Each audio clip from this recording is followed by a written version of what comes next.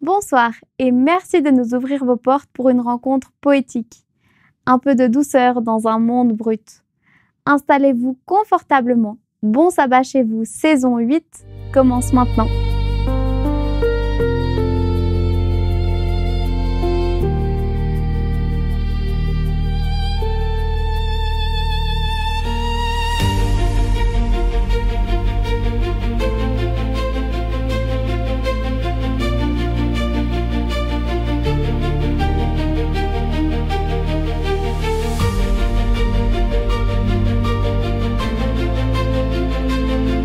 Bienvenue à Bon Sabbat chez vous.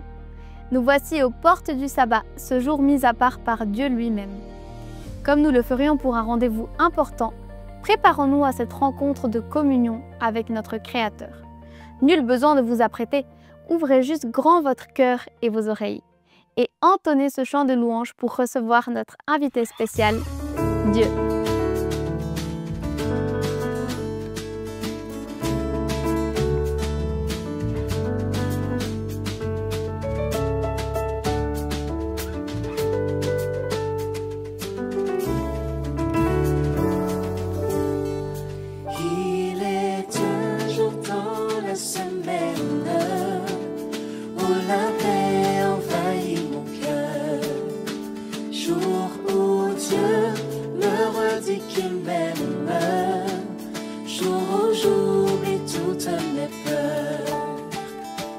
C'est un bonheur pour nous de savourer ce jour, merveilleux sabbat. Oh sabbat, vois comment tu es important pour moi. Le sabbat nous rappelle. Le sabbat nous rappelle la création, La beauté du soleil la levant. beauté du soleil levant, le chant des oiseaux et le souffle du vent. Dès qu'il se termine, j'attends le suivant. C'est un bonheur pour nous C'est un bonheur pour nous de savourer ce jour. de savourer ce jour Merveilleux. merveilleux sabbat. Oh sabbat. Oh sabbat, vois comment tu es important pour moi. Précieux sabbat, oh sabbat, vois comment tu es important pour moi. Merveilleux. Merveilleux sabbat, oh sabbat, vois comment tu es important pour moi. Précieux sabbat,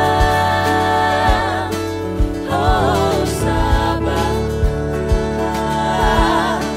vois comment tu es Important pour moi. important pour moi. Un, deux, trois. Sache que ce chant est pour nous une célébration, une manière de montrer l'importance que nous accordons à ce jour, le 7e jour, parce que le sabbat nous apporte repos, paix, fraternité et communion avec Jésus. Nous voulons chanter merci Jésus. Merci Jésus pour ça. Je te remercie d'avoir créé le sabbat. Oui, merci Jésus. Merci Jésus pour ça. Je te remercie d'avoir créé le sabbat. Oh, merci Jésus. Merci Jésus pour ça. Je te remercie d'avoir créé le sabbat. Merci Jésus pour ça. Je te remercie d'avoir créé le sabbat. Est-ce qu'on peut le chanter plus haut? Merci Merci Jésus pour ça. Je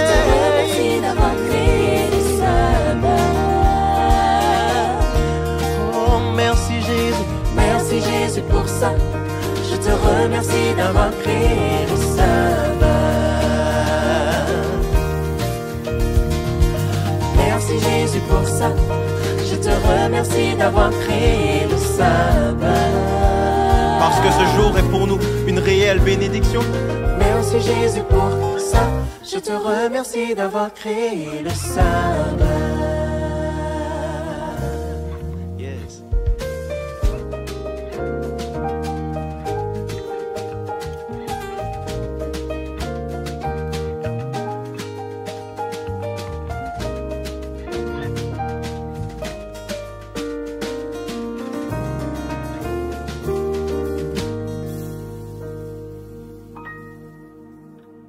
Pour ceux qui arrivent maintenant, bienvenue à l'émission Bon Sabbat chez vous.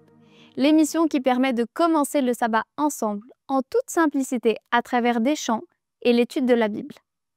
Pour cette 8e saison, nous étudions les psaumes. Cette émission est produite par le centre Espoir Média qui est basé en Suisse. Si je vous dis Suisse, automatiquement vous pensez pays riche, chocolat et nature magnifique. Et tout est vrai, c'est un pays où il fait bon vivre, où le chocolat est délicieux, à consommer avec modération, et rempli de paysages parfois à couper le souffle. Tout le monde devrait avoir la chance de voir une fois dans sa vie les majestueux lacs suisses, environnés des hautes montagnes encore plus majestueuses. C'est beau d'être au bord de l'eau et de lever les yeux face à des pics encore enneigés en plein été. Cela nous fait nous sentir tout petits. C'est justement le thème du psaume 121. Les montagnes et ce sentiment de petitesse, pas la Suisse, que nous explorons tout de suite avec notre invité.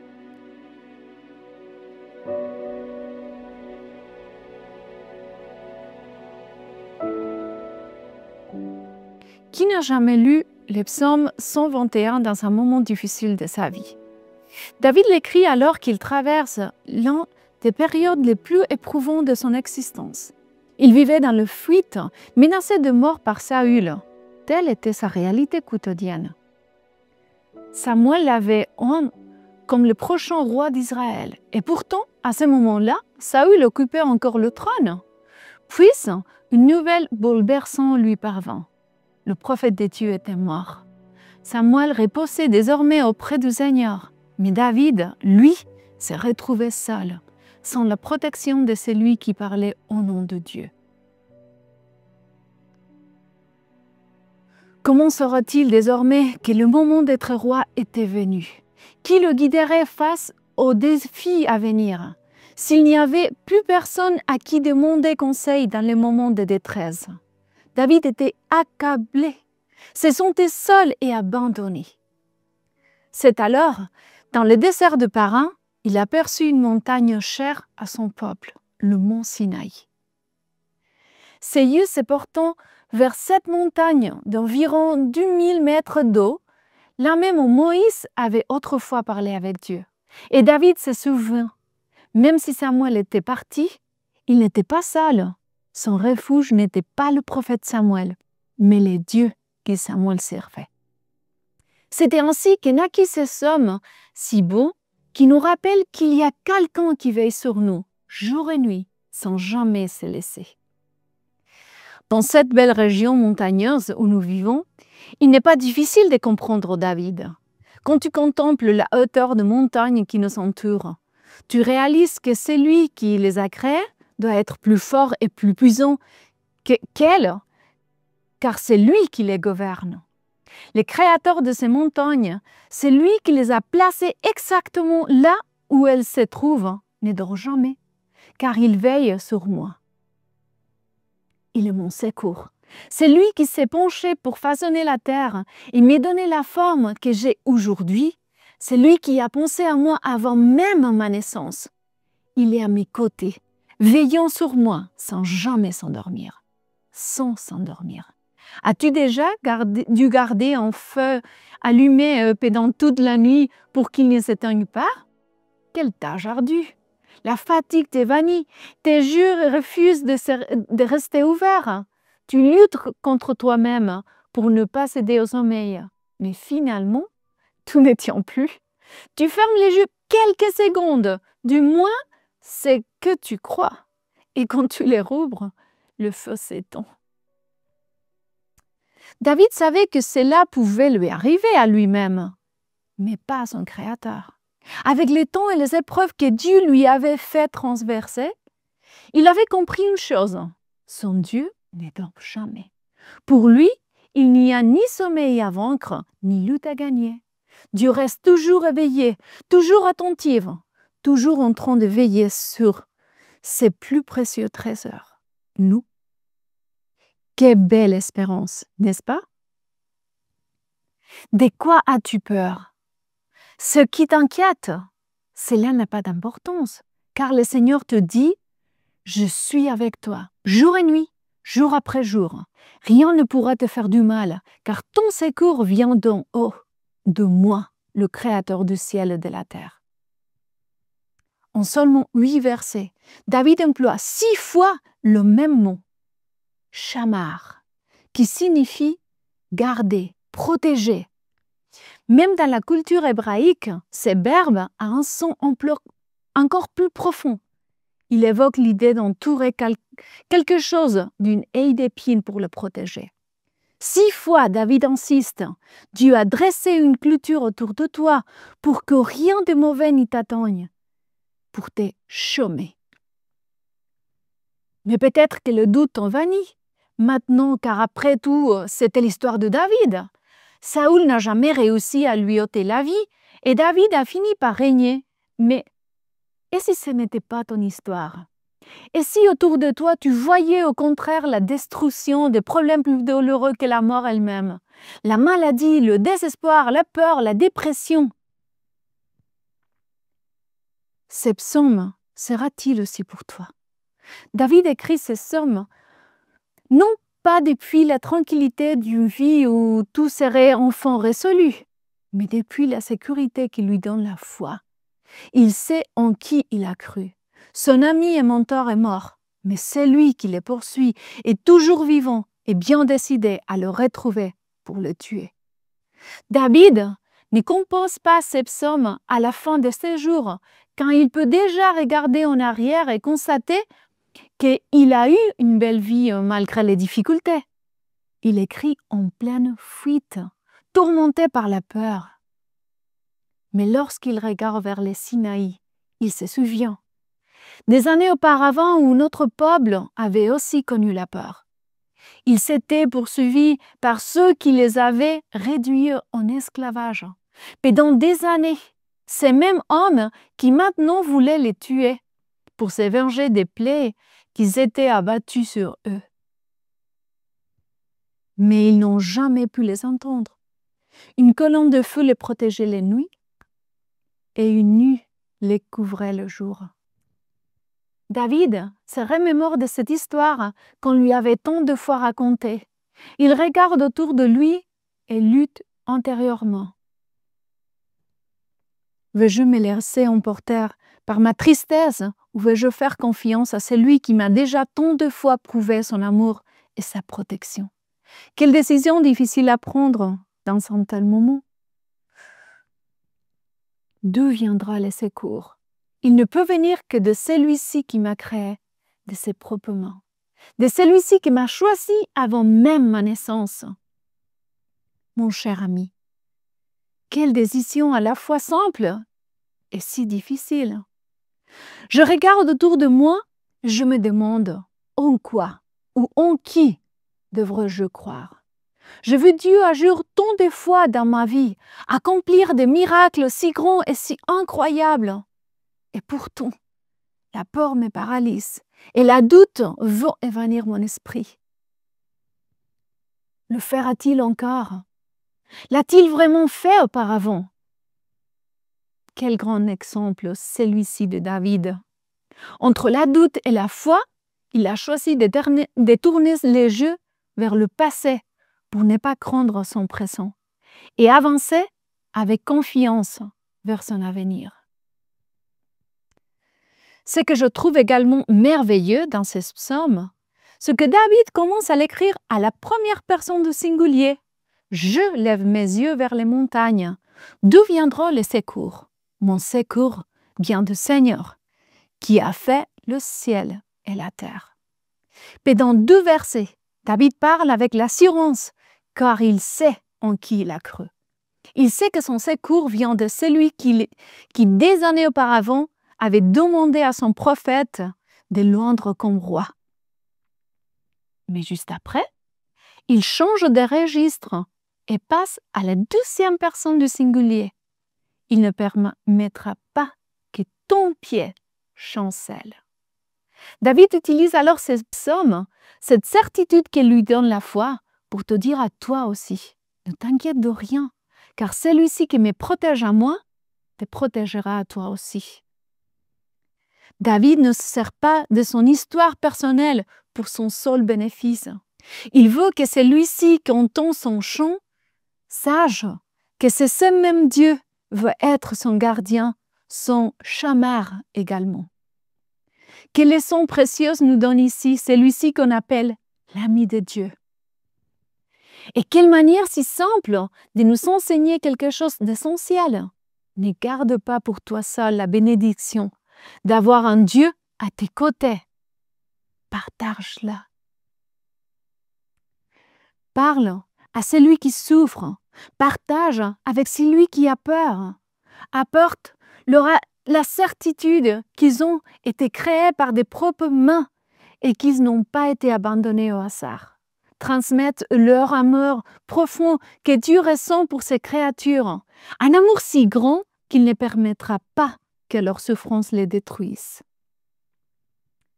Dans cette société où nous vivons, où le désespoir semble s'être emparé de l'avenir des hommes, quel psaume merveilleux pour leur rappeler qu'il y a quelqu'un qui veille sur eux, quelqu'un qui ne dort pas parce qu'il veut les garder, et qui ni le sommeil ni la lune n'ont le pouvoir de leur nuire, car quelqu'un vit pour eux et à cause d'eux.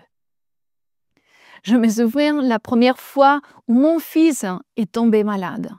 En quelques minutes à peine, sa température atteignait déjà 40 degrés. Je suis infirmière, je connais la théorie à la perfection. Je savais exactement qu'il fallait faire.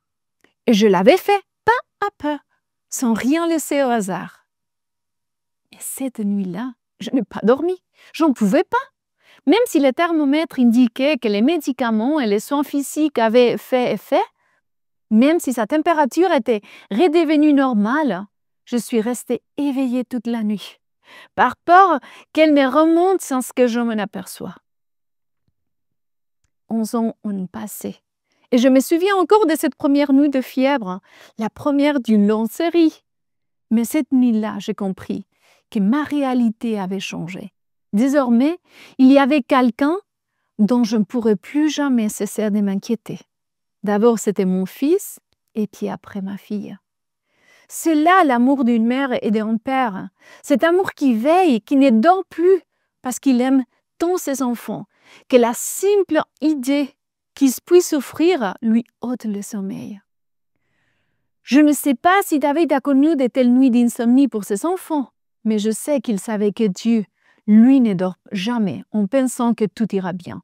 Dieu possède un amour si profond pour nous qu'il ne baisse jamais la garde, pas en seule seconde. Mon cher ami, ma chère amie, ces psaumes nous offrent une paix profonde, la paix de savoir que Dieu est toujours à nos côtés, quelles que soient les circonstances. Mais il ne faut pas oublier que ces psaumes nous rappellent aussi une mission, la même que Jésus nous a confiée et que David, bien avant d'être roi, avait déjà comprise.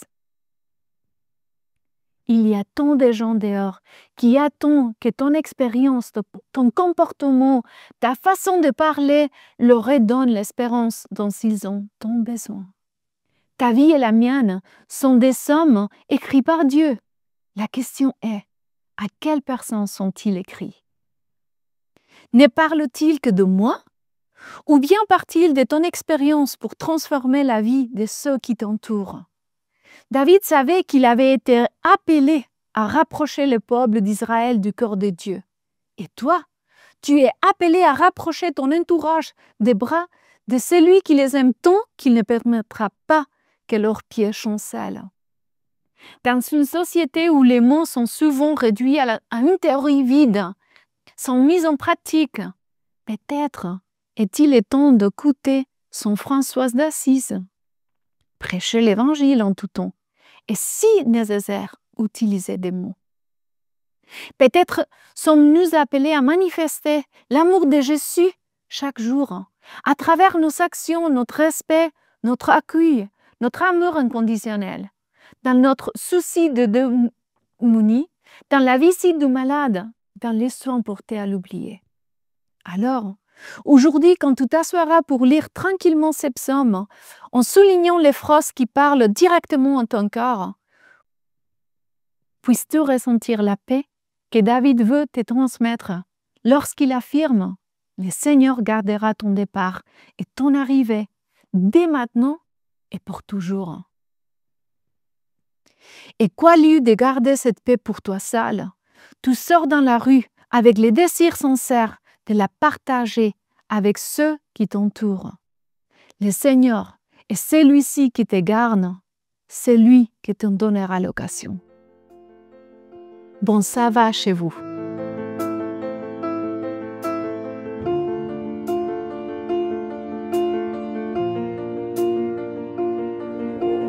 Tes voix dans ma tête ne cessent de me dire que je ne suis rien.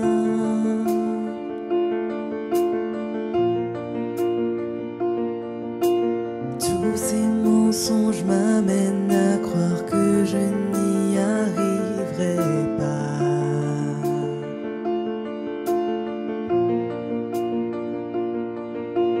Ma vie ne se résume-t-elle qu'à des moments de haut, de bas?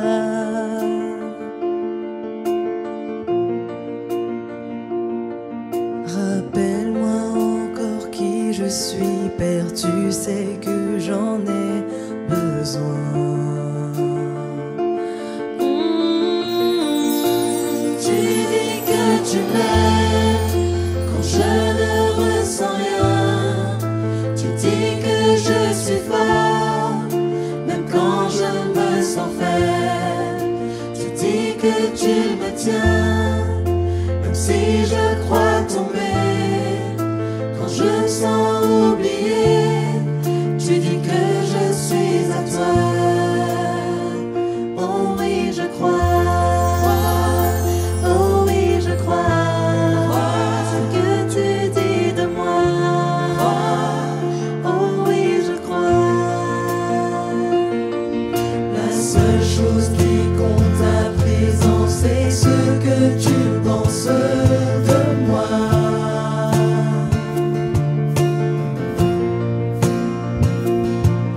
En toi j'ai trouvé ma valeur, en toi est mon identité. Oh, oh, tu dis que tu m'aimes quand je ne ressens rien. Tu dis que je suis fort, même quand je me sens faible. Tu dis que tu me tiens, même si je crois tomber.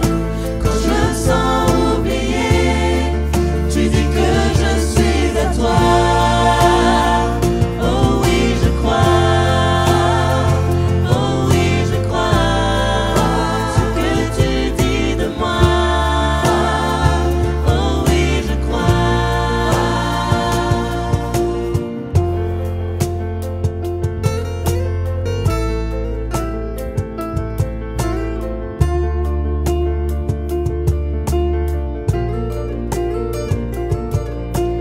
Tout ce que j'ai maintenant, c'est là je dépose à tes pieds.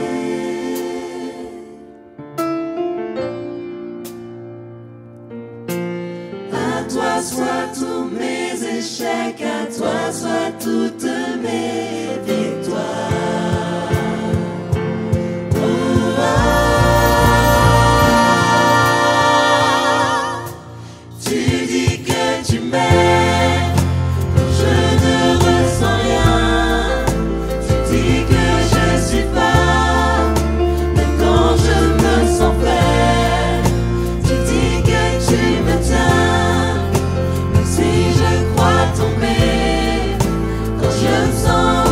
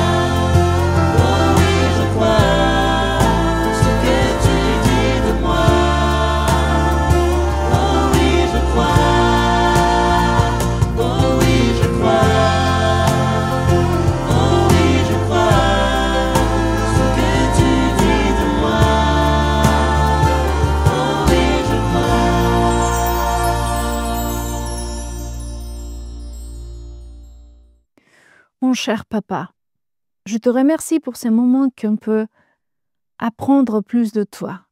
David nous avait écrit un psaume aussi joli, parce qu'il voulait qu'on ne s'oublie jamais que tu es à notre côté, que tu vas nous garder n'importe qu'est-ce qu'il arrive.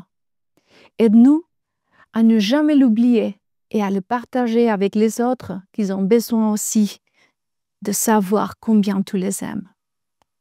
Reste avec nous aujourd'hui et toujours. Dans le nom de Jésus, je te demande. Amen.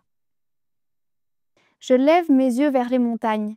D'où me viendra le secours?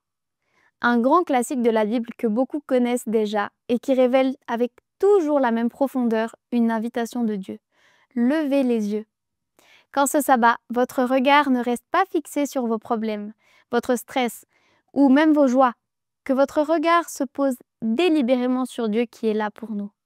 J'en profite pour remercier publiquement toutes les personnes qui nous sont d'un grand secours face aux défis financiers que représente un centre comme le nôtre. Nous recevons chaque mois des dons via DonorBox et nous vous en sommes très reconnaissants. Si vous souhaitez aussi soutenir la mission d'Espoir Média, cliquez sur le bouton qui s'affiche. Toutes les sommes sont les bienvenues.